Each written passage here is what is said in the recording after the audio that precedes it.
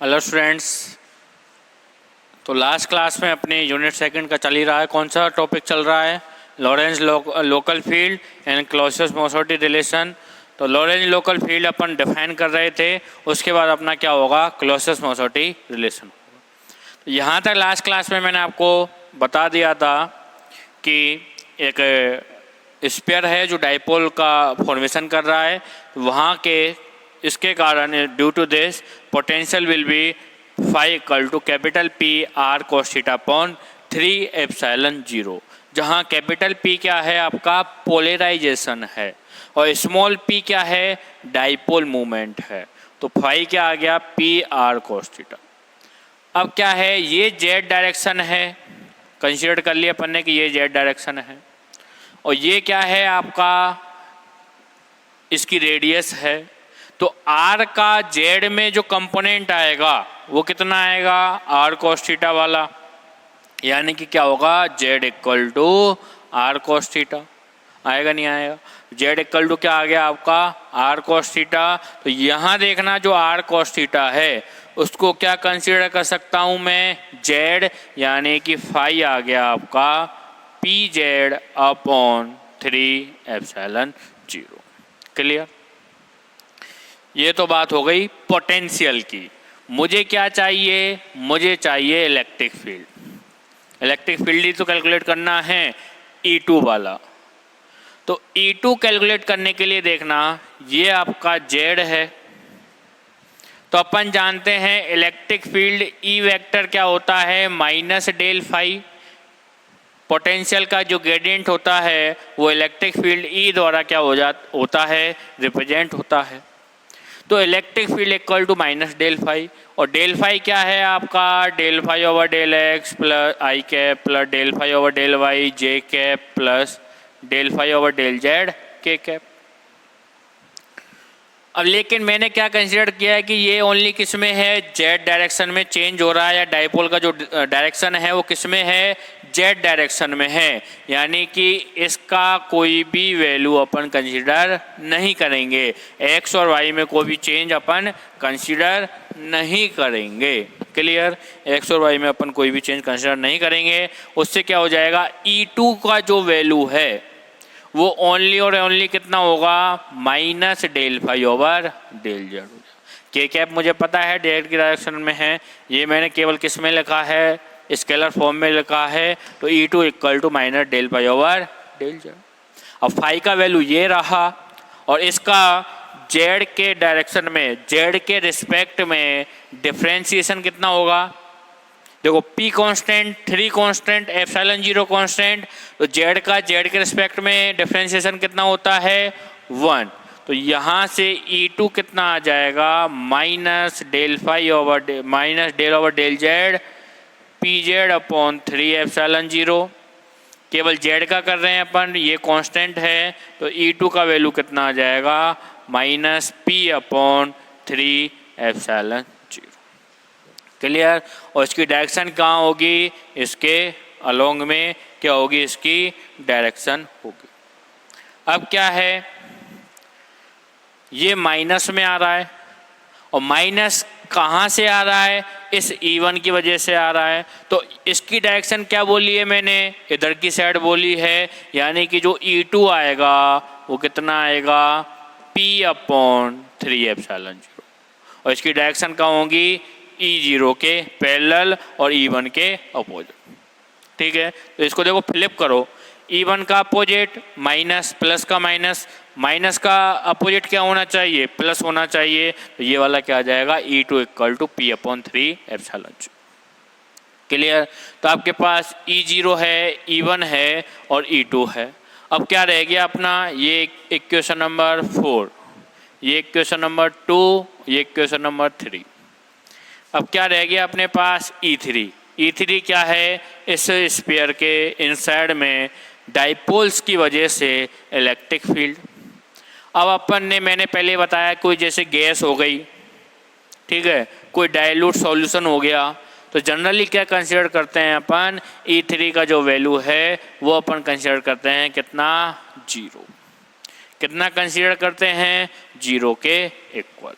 Clear?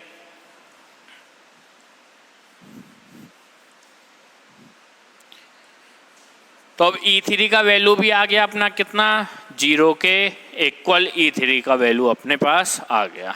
तो क्या करना है अब, E1, E0, E1, E2 और E3 का वैल्यू कहाँ पुट करना है, इक्वेशन नंबर 1 में पुट करना है। E0 है, E2 E1 है, E2 है और E3 का वैल्यू भी है। सो EL विल बी, E0 का वैल्यू कितना है, sigma free upon epsilon 0। E1 का वैल्यू कितना है, माइनस P अपॉन एप्सिलॉन 0 है या नहीं है। और E2 क्या है, E2 क्या है आपका P अपॉन 3 एप्सिलॉन 0 और E3 का वैल्यू है 0 के इक्वल। तो ये आपका आएगा EL और इसको अपन अच्छे से कैलकुलेट करते हैं। तो EL आएगा आपका, देखो यहाँ पे एप्सिलॉन 0 में LCM ले लेता हूँ तो यहाँ क्या बचेगा, sigma free minus capital P plus P upon 3 epsilon 0। होगा नहीं होगा, ठीक है। अब we know that sigma free क्या होता है, epsilon 0 E plus capital P। ये अपन ने कंसीडर कर लिया था या नहीं लास्ट क्लास में, सरफेस चार्ज डेंसिटीज को डिस्प्लेसमेंट के इक्वल भी लिखा था। तो यहाँ से अगर मैं sigma free minus capital P लिखता हूँ तो कितना आएगा, एप्सिलॉन 0 E। और यहीं पे मैं इसका एप्सिलॉन 0 का डिवाइड कर देता हूँ तो यहाँ पे भी एप्सिलॉन 0 को डिवाइड करना पड़ेगा, यानी एप्सिलॉन 0 से एप्सिलॉन 0 कैंसिल आउट हो जाएगा। तो sigma free minus capital P upon epsilon 0 की वैल्यू कितनी आएगी आपकी, कैपिटल E के इक्वल, यानी कि EL क्या आ गया आपका, E plus P upon 3 epsilon 0। Where E क्या है आपका, E है आपका E0 प्लस E1, ये अपन ने देखा था। E क्या है, E0 प्लस E1 के इक्वल है। ये क्या है आपका, नेट इलेक्ट्रिक फील्ड है due to external electric field and dielectric में इलेक्ट्रिक फील्ड का वैल्यू। तो EL आ गया आपका E plus P upon 3 epsilon 0 और यहाँ पे जो EL है वही क्या है आपका, लॉरेंस लोकल फील्ड। क्लियर। तो देखो इसमें एक्सटर्नल इलेक्ट्रिक फील्ड तो है ही है, इसमें डाइलेक्ट्रिक का भी इलेक्ट्रिक फील्ड है और पोलराइजेशन का भी कुछ ना कुछ इसमें कंट्रीब्यूशन है। तो EL equal to E plus P upon 3 epsilon 0। यहाँ तक अपना क्या हो गया, हाफ डेरिवेशन हो गया। अब क्या है, क्लॉसियस मोसोटी रिलेशन है अल्फा और एप्सिलॉन R के बीच का रिलेशन। क्लियर।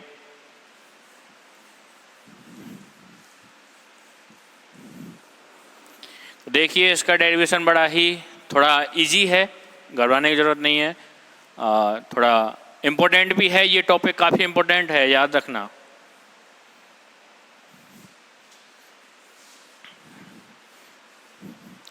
तो अब अपन देख रहे हैं क्लॉसियस मोसोटी रिलेशन।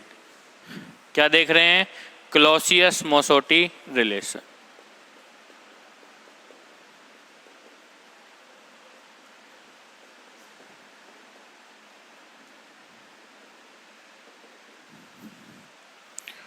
तो क्लॉसियस मोसोटी रिलेशन क्या बताता है आपको कि EL तो है आपका ये रहा, equal to E plus 3 epsilon 0। Equation number अभी इसको कंसिडर कर लो 1, पिछला वाला भूल जाओ, ये याद रखो अभी EL equal to E plus P upon 3 epsilon 0। वहीं से चल रहा है डेरिवेशन पूरा, लेकिन याद रखना जो डाइलेक्ट्रिक मटेरियल कौन सा लिया है मैंने, एक बार फिर से याद दिला दूँ आपको, आइसोट्रोपिक। ठीक है। अब अपन जानते हैं, क्या जानते हैं कि जैसे ही मैं इलेक्ट्रिक फील्ड अप्लाई करूंगा क्या होगा, इलेक्ट्रिक फील्ड अप्लाई करने पे क्या हो जाएगा,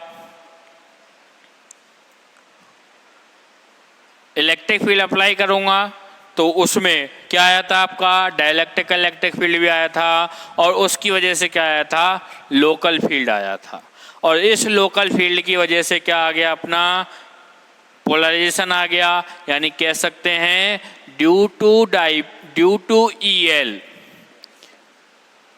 there are dipole moment, a dipole due to EL, dipoles are induced in dielectric, obviously अपन जानते हैं। और डाइपोल्स है यानी क्या है, उनका डाइपोल मूवमेंट है, कितना क्या है, डाइपोल्स का डाइपोल मूवमेंट है और वो क्या है, स्मॉल p। और ये अपन जानते हैं कि जो डायापोल मूवमेंट है, डाइपोल मूवमेंट है स्मॉल p, वो क्या होता है, इलेक्ट्रिक फील्ड के क्या होता है, प्रोपोर्शनल होता है। याद करो मैंने लिखाया था, आपको बताया था 4 pi epsilon 0 a cube capital E। Isotopic medium है तो डाइपोल मूवमेंट इलेक्ट्रिक फील्ड के प्रोपोर्शनल होता है, जहाँ पे अपना अल्फा वैल्यू आई थी, ठीक है। तो ये क्या हो जाएगा, P proportional to EL। EL क्यों लिखा है, क्योंकि अब इस EL, ये टोटल इलेक्ट्रिक फील्ड EL की वजह से यहाँ पे कैलकुलेट हो रहा है। अगर ये समान प्रोपोर्शनल ये कांस्टेंट हटाऊंगा तो मेरे को मिलेगा P equal to alpha EL। Alpha है यहाँ पे एटॉमिक पोलराइजेबिलिटी,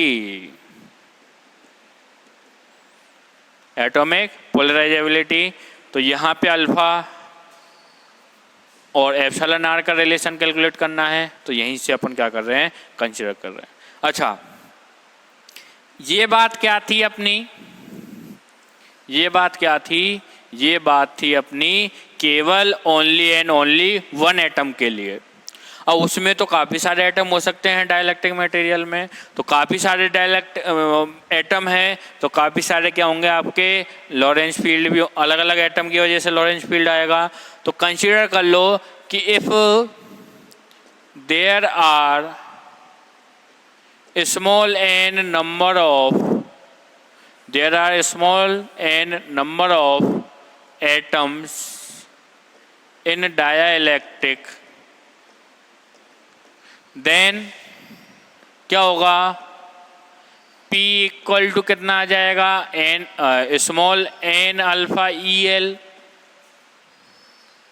देखो मल्टीप्लाई n टाइम्स आ जाएगा ना, अरे एक due to only one atom, केवल एक एटम की वजह से अगर इतना आ रहा है तो स्मॉल n एटम की वजह से कितना आएगा, n alpha EL, n times multiply हो जाएगा, आएगा नहीं आएगा।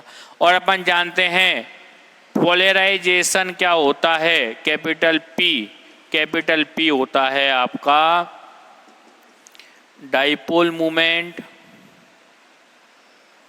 पर यूनिट वॉल्यूम, होता नहीं होता है। तो डाइपोल मूवमेंट कितना है, V, वॉल्यूम कितना है, V। Dipole movement P, volume कितना है, V। तो यहाँ से अगर मैं लिखता हूँ P equal to N upon V alpha EL, है या नहीं, कैसे लिख सकता हूँ। तो यहाँ से I can write small n upon V alpha EL। ये क्या है, dipole movement per unit volume, okay. Suppose n upon V equal to क्या है, यहाँ पे कैपिटल N है number of atoms per unit volume. Consider कर लिया कि जो स्मॉल n अपॉन V है उसको क्या कर दिया अपन ने, डायरेक्ट लिख दिया कैपिटल N। कैपिटल N याद रखना कितना है, number of atoms per unit volume, okay. तो कैपिटल P क्या आ जाएगा, polarisation capital P will be N alpha EL। ये मान लो इक्वेशन नंबर 2। तो ये आप यहाँ से स्क्रीनशॉट ले सकते हो या नोट्स तो बना ही रहे होंगे। तो ये अपना यहाँ तक कैपिटल P और EL में रिलेशन हो गया, ठीक है। अब इसको मैं यहाँ से हटा रहा हूँ पूरा।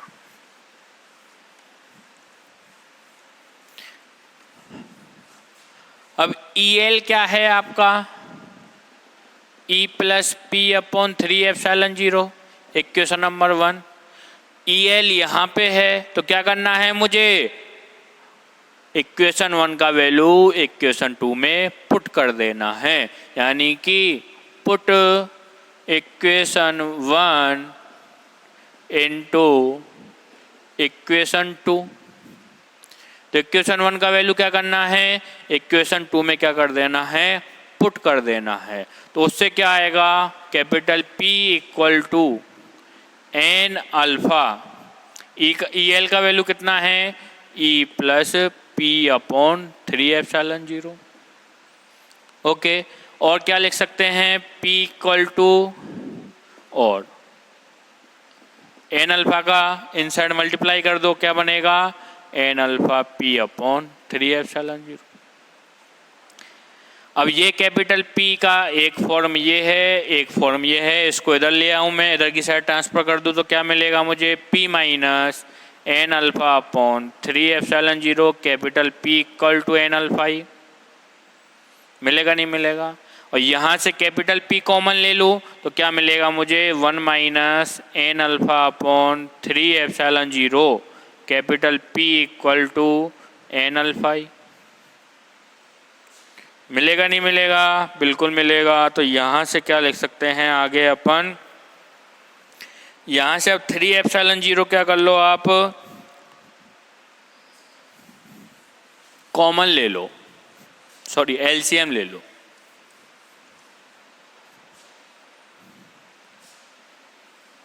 यहाँ देखना 3ε0 में क्या ले रहा हूँ, एलसीएम ले रहा हूँ।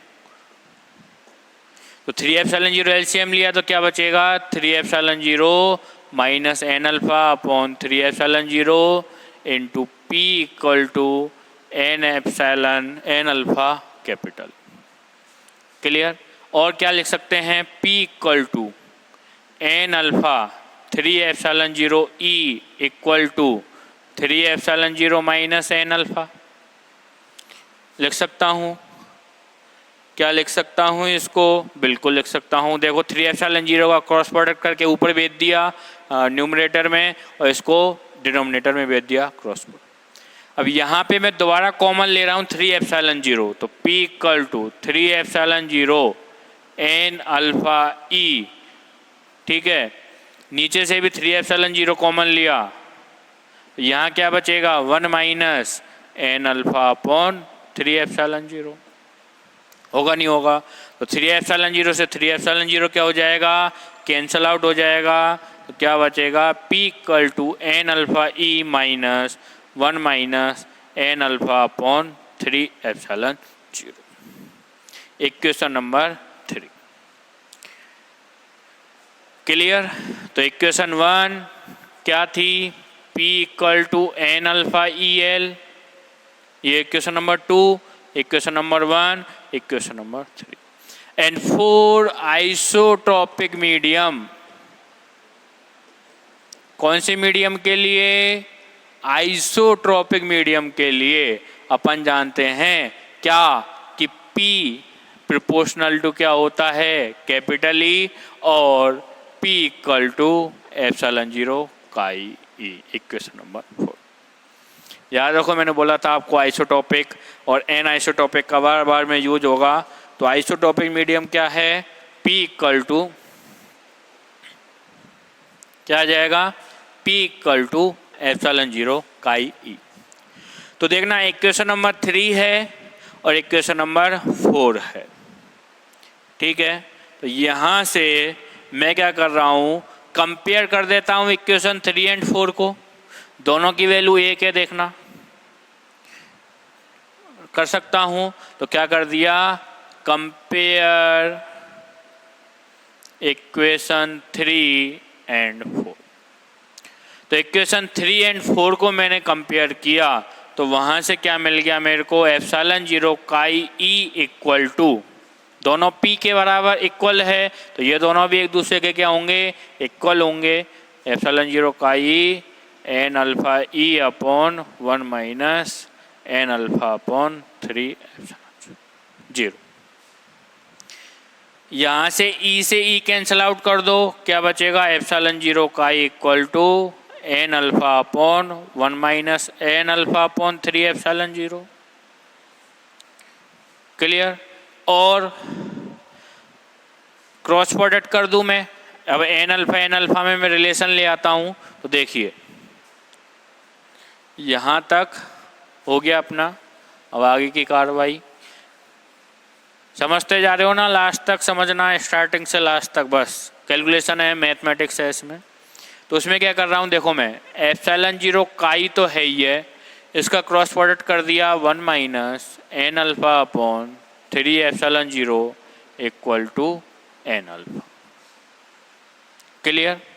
वहाँ से क्या आ गया, epsilon zero chi minus N alpha chi 3। Epsilon zero काई का अंदर मल्टीप्लाई करेंगे इन साइड में, क्या होगा, एन अल्फ़ा एप्सिलॉन जीरो काई अपॉन ऐसे आएगा ना, तो एप्सिलॉन जीरो से एप्सिलॉन जीरो क्या हो जाएगा, कैंसिल आउट हो जाएगा। ऐसे लिख लो इसको।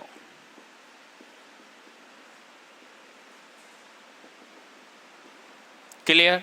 और यहाँ से इसको मैं क्या कर रहा हूँ, इधर की साइड भेज रहा हूँ, तो एन अल्फ़ा कॉमन आ जाएगा, तो epsilon zero chi equal to क्या आ जाएगा, 1 N alpha plus N alpha chi upon 3 epsilon zero, और एप्सिलॉन जीरो काई आपका है ये। यहाँ से क्या ले रहे हैं, एन अल्फ़ा कॉमन ले लो, क्या बचेगा, 1 plus chi upon 3 epsilon zero. Common ही कॉमन लेते रहना है बस इसमें ठीक है। तो क्या बच गया, यहाँ से ये आ गया। अब देखना यहाँ पे 3 एप्सिलॉन जीरो में वो ले लूँ, एलसीएम ले लूँ, तो क्या बचेगा, epsilon zero chi equal to N alpha तो है ही है, यहाँ पे क्या ले लिया, 3 एप्सिलॉन जीरो ले लिया, तो 3 epsilon zero plus chi upon 3 epsilon zero. Clear? यहाँ से और क्या कर सकते हो आपने कर दिया यहाँ से यहाँ तक आ गया। इसके बाद क्या कर रहे हैं कि जो 3 एप्सिलॉन जीरो प्लस काई है उसको तो मैंने इधर की साइड डिवाइड कर दिया, और ये क्या बच गया, N alpha upon 3 epsilon zero. इस प्रकार से क्या किया मैंने, इसको वैल्यू को कंसीडर कर लिया। ठीक है? तो यहाँ पे शायद अपनी एक मिस्टेक हो रही है, आई डोंट नो कैसे। तो देखो एक बार देख लेते हैं अपन। ये एप्सिलॉन जीरो का ही आया, ये 1 minus N alpha epsilon N alpha, epsilon zero chi N alpha chi upon 3 epsilon zero. देख रहे हैं इसको पॉज करने के लिए। देखिए यहाँ पे अपन ने एप्सिलॉन जीरो कैंसिल आउट नहीं किया था यहाँ पे ये मिस्टेक हो गई। तो यहाँ से ये किया, ये आ गया, यहाँ से ये हट गया, फिर यहाँ से ये हट गया, यहाँ से ये हट गया, दोनों ही हट गए, यहाँ से ये हट गया। क्लियर? यहाँ से ये भी हट गया। और क्या कर सकते हैं, एप्सिलॉन जीरो को इधर की साइड भेज दो, तो ये बन गया chi upon 3 plus chi equal to N alpha upon 3 epsilon. And since we know that क्या होता है, epsilon chi epsilon R equal to 1 plus chi, और chi equal to epsilon R minus 1, क्योंकि मैंने बोला था क्लोजेस्ट मोसोलिटी रिलेशन किस में है, एटॉमिक पोलराइजेबिलिटी अल्फा और रिलेटिव परमिटिविटी या डाइलेक्ट्रिक कांस्टेंट एप्सिलॉन आर के बीच का रिलेशन। तो काई क्या हो जाएगा, एप्सिलॉन आर माइनस 1, तो यहाँ पुट किया तो क्या आया, एप्सिलॉन आर माइनस 1, यहाँ पुट किया तो 3 plus epsilon R minus 1 equal to N alpha upon 3 epsilon zero. और क्या लिख सकते हैं, और लिख सकते हैं अपन, देखो 3 प्लस का है 1 माइनस का है, तो कितना बचेगा, +2 बचेगा, epsilon R minus 1 upon epsilon R plus 2 equal to N alpha upon 3 epsilon. तो देखो ये एप्सिलॉन आर माइनस 1 यानी एप्सिलॉन आर प्लस 2 यानी एप्सिलॉन आर हो गया एक तरह से, और ये क्या है अल्फा।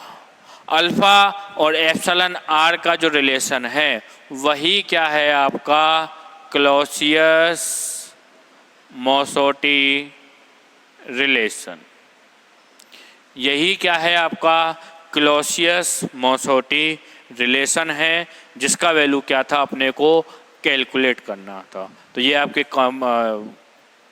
इम्पोर्टेंट भी है। कैपिटल एन ध्यान है ना, यहाँ पे क्या है number of atoms per unit volume. अगर यहाँ पे केवल सिंगल के लिए करेंगे तो यहाँ पे क्या आ जाएगा अल्फा अपॉन 3 एप्सिलॉन। लेकिन अगर अपन पूरे डाइलेक्ट्रिक के लिए देख रहे हैं तो क्या आ जाएगा आपका N alpha upon 3 epsilon 0। Clear. तो एक टॉपिक और रह गया था, मैंने आपको बोला था कि ये टॉपिक लास्ट था, लेकिन एक टॉपिक और रह गया है अपना। तो अपना है potential due to arbitrary charge distribution. Potential calculate करेंगे अपन आर्बिट्रेरी चार्ज डिस्ट्रीब्यूशन की हेल्प से, वो देखेंगे अपन नेक्स्ट क्लास में। Thank you.